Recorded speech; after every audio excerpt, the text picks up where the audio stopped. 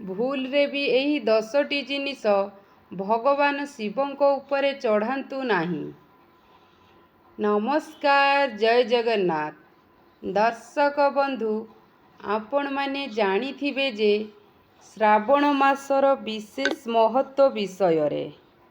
ଏହି ମାସଟି ଭଗବାନ ଶିବଙ୍କର ପ୍ରିୟ ମାସ ବୋଲି କୁହାଯାଏ ଏବଂ ଶ୍ରାବଣ ମାସ ସାରା ଶିବ ଭକ୍ତମାନେ ବିଧିବଦ୍ଧ ଭାବେ ପୂଜା କରିଥାନ୍ତି।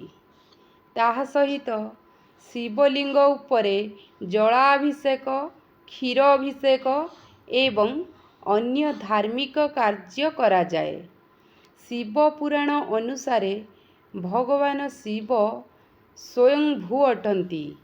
ସେ ଦେବତାଙ୍କର ଦେବ ମହାଦେବ ଅଟନ୍ତି। କୈଳାସ ପର୍ବତରେ ତାଙ୍କର ନିବାସ ସ୍ଥାନ ରହିଛି। ଗଳାରେ ନାଗ, ମସ୍ତକରେ ସୁଶୋଭିତ ଚନ୍ଦ୍ରମା, ଜଟାରେ ଗଙ୍ଗା, ହାତରେ ତ୍ରିଶୂଳ ଏବଂ ଡମ୍ବୁରୁ କିଛି ଏହିଭଳି ଶିବଙ୍କର ସ୍ୱରୂପ ଅଟେ।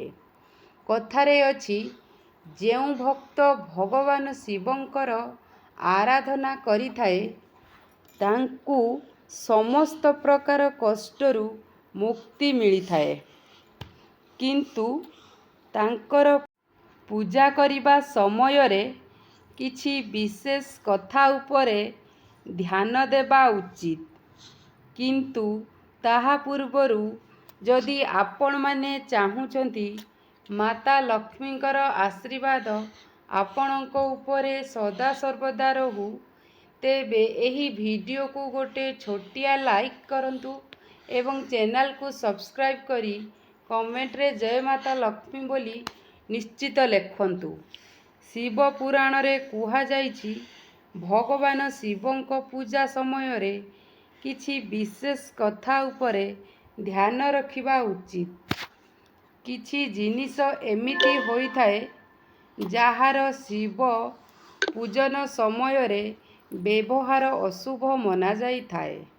ଏହିପରି କରିବା ଦ୍ୱାରା ଭଗବାନ ଶିବ କ୍ରୋଧିତ ହୋଇଯାଇଥାନ୍ତି ଓ ପୂଜାର ଶୁଭଫଳ ପ୍ରାପ୍ତି ହୁଏ ନାହିଁ। ଆସନ୍ତୁ ଜାଣିବା ସେସବୁ ବିଷୟରେ।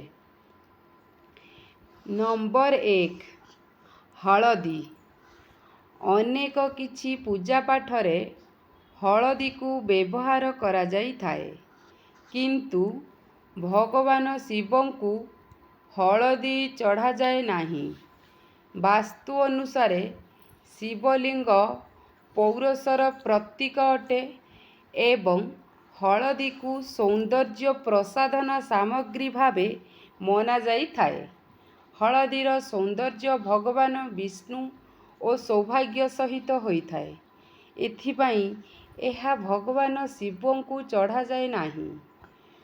ଶଙ୍କର ଭଗବାନଙ୍କ ହଳଦୀ ଅର୍ପିତ କରିବା ଦ୍ୱାରା ଚନ୍ଦ୍ରମା ଗ୍ରହ ଦୁର୍ବଳ ହୋଇଥାଏ।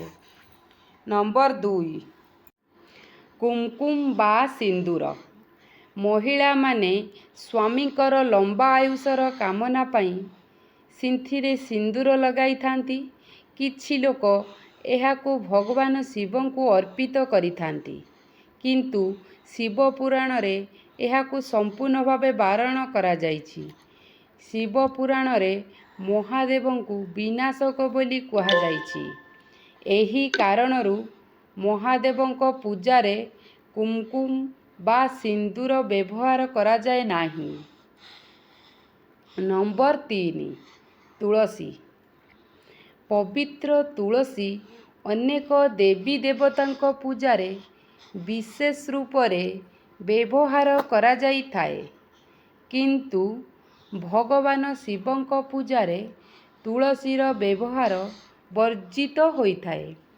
ପୁରାଣ ଅନୁସାରେ ଭଗବାନ ଶିବ ତୁଳସୀଙ୍କ ସ୍ୱାମୀ ଅସୁର ଜଳନ୍ଧରକୁ ବଧ କରିଥିଲେ, ଯାହାଦ୍ୱାରା ତୁଳସୀ କ୍ରୋଧିତ ହୋଇ ଭଗବାନ ଶିବଙ୍କୁ ନିଜର ଦୈବଗୁଣ ଥିବା ପତ୍ରରୁ ବଞ୍ଚିତ କରିଦେଇଥିଲେ। ନମ୍ବର 4, ଲାଲ ଏବଂ କେତକୀର ଫୁଲ। ମହାଦେବଙ୍କ ପୂଜାରେ ଲାଲ ରଙ୍ଗର ଫୁଲ ବିଲକୁଲ ବି ଚଢ଼ାଯାଏ ନାହିଁ।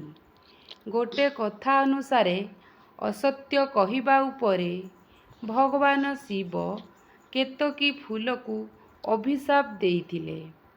ଶିବଲିଙ୍ଗ ଉପରେ ବା ଶିବ ପୂଜାରେ କେତକୀ ଫୁଲ ବ୍ୟବହାର କରାଯିବ ନାହିଁ। ନମ୍ବର 5 ନଡ଼ିଆ ପାଣି। ଭୋଳାନାଥଙ୍କୁ କେବେ ହେଲେ ନଡ଼ିଆ ପାଣି ଚଢ଼ାଇବା ଉଚିତ ନୁହଁ। ନଡ଼ିଆ ଭଗବାନ ଶିବଙ୍କୁ ଅର୍ପଣ କରାଯାଏ, କିନ୍ତୁ ନଡ଼ିଆ ପାଣି ଶଙ୍କରଙ୍କୁ ଚଢ଼ାଯାଏ ନାହିଁ। ଭଗବାନ ଶିବଙ୍କ ଅଭିଷେକରେ ନଡ଼ିଆ ପାଣି ବ୍ୟବହାର କରାଯାଏ ନାହିଁ। ନମ୍ବର 6 ଶଙ୍ଖ। ମାନ୍ୟତା ଅଛି କି ଭଗବାନ ଶିବଙ୍କ ପୂଜାରେ କେବେ ହେଲେ ଶଙ୍ଖ ବଜାଇବା ଉଚିତ ନୁହଁ।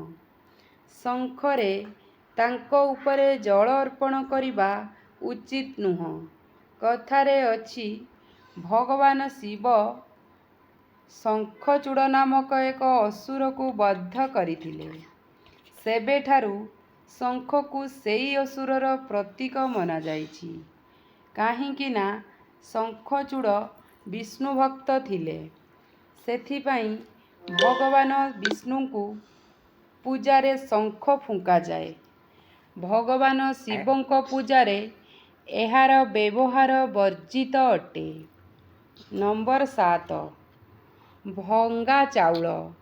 ଭଗବାନ ଶିବଙ୍କୁ ଅକ୍ଷତ ବା ଗୋଟା ଅରୁଆ ଚାଉଳ ଅର୍ପିତ କରିବା କଥା ଶାସ୍ତ୍ରରେ ଉଲ୍ଲେଖ କରାଯାଇଛି।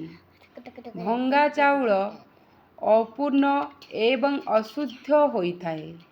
ସେଥିପାଇଁ ଏହା ଭଗବାନ ଶିବଙ୍କ ପୂଜାରେ ଅର୍ପଣ କରାଯାଏ ନାହିଁ। ନମ୍ବର 8 ରାଶି। ଭଗବାନ ଶିବଙ୍କ ପୂଜାରେ ରାଶି କିମ୍ବା ରାଶିରେ ତିଆରି କୌଣସି ଜିନିଷ ବ୍ୟବହାର କରାଯାଏ ନାହିଁ। ମାନ୍ୟତା ଅଛି କି ରାଶି ଭଗବାନ ଶ୍ରୀ ହରିଙ୍କ ମଳିରୁ ଉତ୍ପନ୍ନ ହୋଇଥିଲେ। ତେଣୁ ଶିବଲିଙ୍ଗ ଉପରେ ରାଶି କିମ୍ବା ରାଶିରେ ତିଆରି କୌଣସି ଜିନିଷ ଅର୍ପିତ କରାଯାଏ ନାହିଁ।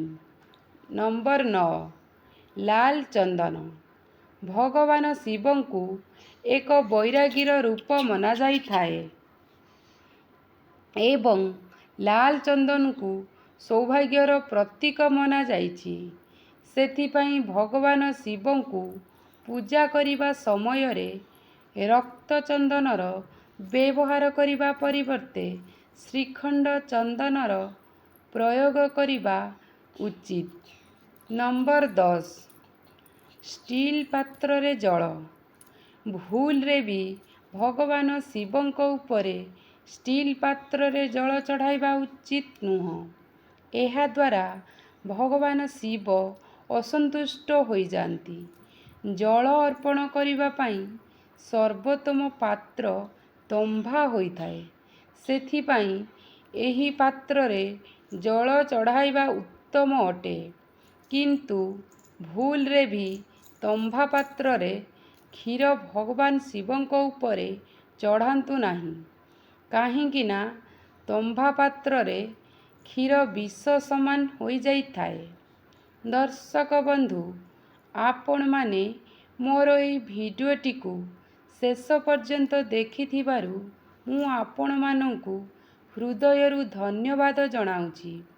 ଯଦି ଆପଣମାନେ ମୋର ଏହି ଭିଡ଼ିଓରୁ କିଛି ବି ଶିକ୍ଷଣୀୟ କଥା ଶିଖିପାରିଥିବେ, ତେବେ ଦୟାକରି ମୋର ଚ୍ୟାନେଲ ସୋନାରିତୁ ଲାଇଫଷ୍ଟାଇଲକୁ ସବସ୍କ୍ରାଇବ୍ କରିବେ ଏବଂ ତାହା ସହ କମେଣ୍ଟରେ ଜୟ ମାତା ଲକ୍ଷ୍ମୀ ବୋଲି ନିଶ୍ଚିତ ଲେଖିବେ ଏବଂ ଭିଡ଼ିଓଟିକୁ ଛୋଟିଆ ଲାଇକ୍ଟିଏ ମଧ୍ୟ ନିଶ୍ଚିତ କରିବେ। ଭଲରେ ରୁହନ୍ତୁ ଆପଣମାନେ। ପ୍ରଭୁ ଶ୍ରୀ ଜଗନ୍ନାଥଙ୍କ ନିକଟରେ ମୋର ଏତିକି ପ୍ରାର୍ଥନା। ନମସ୍କାର ଦର୍ଶକ ବନ୍ଧୁ। ଜୟ ଜଗନ୍ନାଥ। ସର୍ବେ ଭବନ୍ତୁ ସୁଖିନଃ।